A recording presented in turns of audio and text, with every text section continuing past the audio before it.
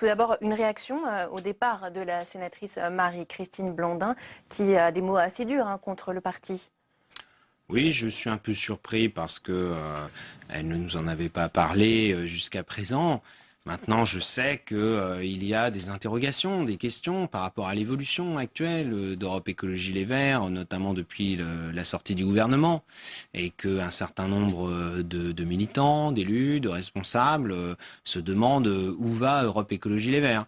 Alors, c'est un peu normal qu'il y ait une phase de débat et d'interrogation. Mais à un moment donné, il va falloir quand même apporter des réponses aux questions que se posent les militants, mais surtout que se posent celles et ceux qui nous regardent et qui, à un moment ou un autre, ont voté écologiste ou souhaiteraient le faire et qui voudraient savoir si les écologistes sont là pour exercer les responsabilités ou pas et pour pousser telle ou telle proposition ou pas. Marie-Christine Blandin n'est pas la première à partir. Il y a un an, c'était Noël Mamère. Ce sont les historiques C'était qui pour d'autres quittent raisons le d'ailleurs. navire. C'était pour d'autres raisons. Oui. Il remettait en cause également la stratégie du parti. Il ne s'y Mais à l'époque, retrouvait lui, plus. c'était l'inverse. C'était parce qu'il trouvait qu'on avait tort d'être au gouvernement, etc. Bon.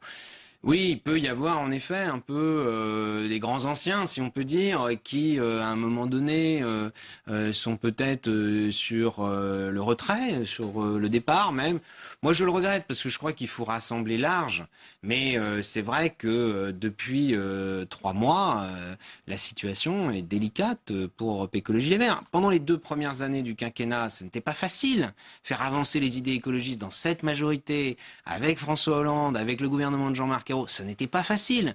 Mais je crois qu'on avait l'occasion d'aller plus loin. D'ailleurs, dans les semaines qui viennent, il doit y avoir la réforme de la politique de l'énergie qui doit passer au Parlement. Eh bien, c'est l'occasion, là, de faire prendre à la France un tournant écologique très important. Comment vous faire entendre lors de son allocution du 14 juillet, François Hollande n'a pas dit un mot sur la transition Oui, je l'ai énergétique regretté, qui d'ailleurs. était l'une des priorités du quinquennat. Mais je crois que nous sommes là face à un problème qui dépasse d'ailleurs la question de la gauche, de la majorité, du président. Les élites politico-économiques françaises sont assez allergiques, ou en tout cas, l'écologie ne rentre pas dans leur écran radar. C'est sur l'écran radar, vous avez l'économie, la croissance, etc. D'ailleurs, sans grand succès, malheureusement. Des spécialistes de l'économie, de la croissance, de la lutte contre le chômage, ils n'obtiennent pas beaucoup de résultats. La France stagne depuis 6 ans. Depuis 6 ans, nous sommes en crise. Nous pensons que l'écologie, c'est un moyen de sortir de la crise. C'est un moyen de créer des emplois. Donc quand le président parle d'économie, moi j'aimerais qu'il parle d'écologie. Quand il parle de vie quotidienne des Français, l'écologie, les enjeux écologiques sont au cœur de la vie quotidienne des Français. Mais vous n'arrivez pas à vous faire entendre. Mais malheureusement, je pense que si nous étions au gouvernement, nous nous ferions plus entendre. Et je pense qu'en effet, l'écologie serait moins absente des discours si les écologistes n'étaient pas absents du gouvernement. Oui, il y a eu cette décision que moi j'ai d'ailleurs regrettée, comme Jean-Vincent Placé, qui est président du groupe écologiste au Sénat. Une dernière chose sur le départ de Marie-Christine Blandin. Pour constituer un groupe parlementaire, il faut être 10. Est-ce que ça peut poser un problème pour le groupe Europe Écologie Les Verts au Sénat? Je crois qu'elle a dit. Je crois qu'elle est. Oui, c'est normal. Il faut un nombre minimum d'élus pour constituer un groupe à l'Assemblée comme au Sénat.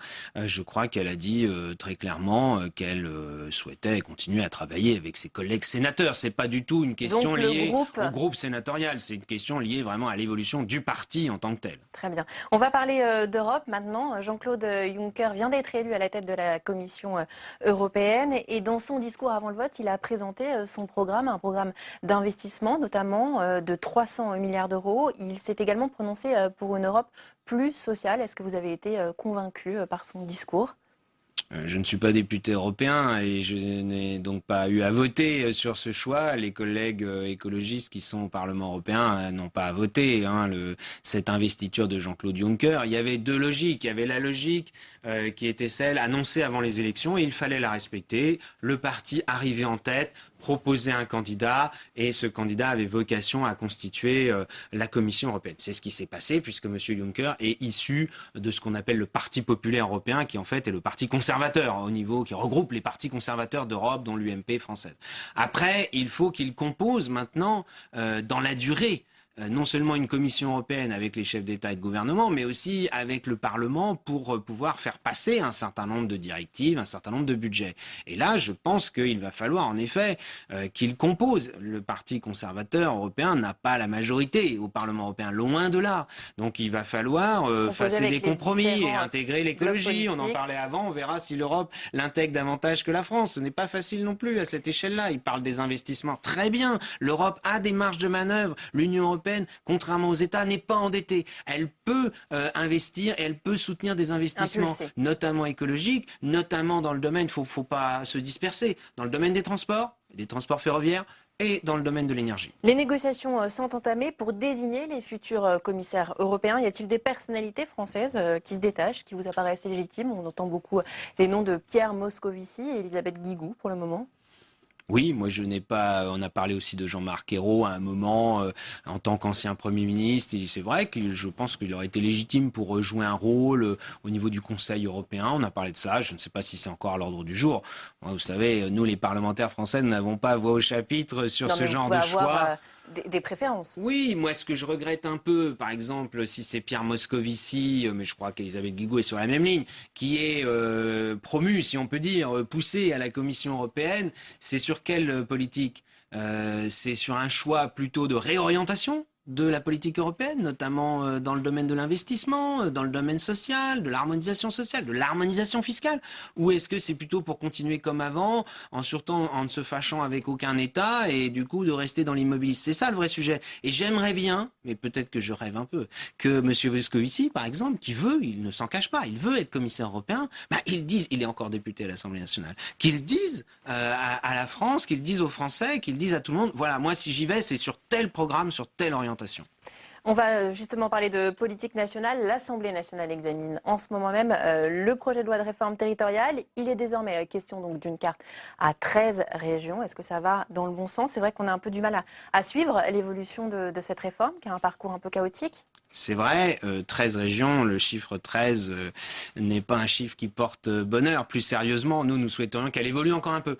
C'est bien qu'elle ait évolué parce que on était très mal parti au départ. La carte qui avait été présentée par le gouvernement n'avait ni queue ni tête. En réalité, on nous disait qu'on voulait fusionner les régions, mais on laissait plusieurs régions toutes seules dans leur coin. Le Nord-Pas-de-Calais, l'Aquitaine, on faisait des fusions improbables comme Champagne-Ardenne, Picardie. On avait la région centre avec le Limousin et le Poitou-Charentes. Enfin, tout cela ne tenait pas debout, créait beaucoup de mécontentement partout en France.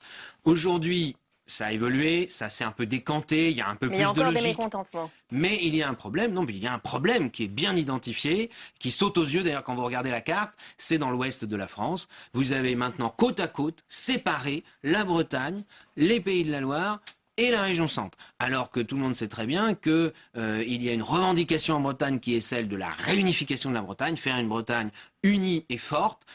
C'est quand même étrange, dans notre pays, il y a un endroit en France où il y a une revendication de redécoupage, on fait une loi de redécoupage des régions et on ne satisferait pas cette revendication en Bretagne. C'est incompréhensible pour les Bretons et notamment pour le Breton que je suis. Mais écoutez, vous aurez l'occasion d'en discuter dans l'hémicycle. Tout à fait, nous avons des amendements là-dessus. Merci François Trugy d'être venu sur notre plateau. Et comme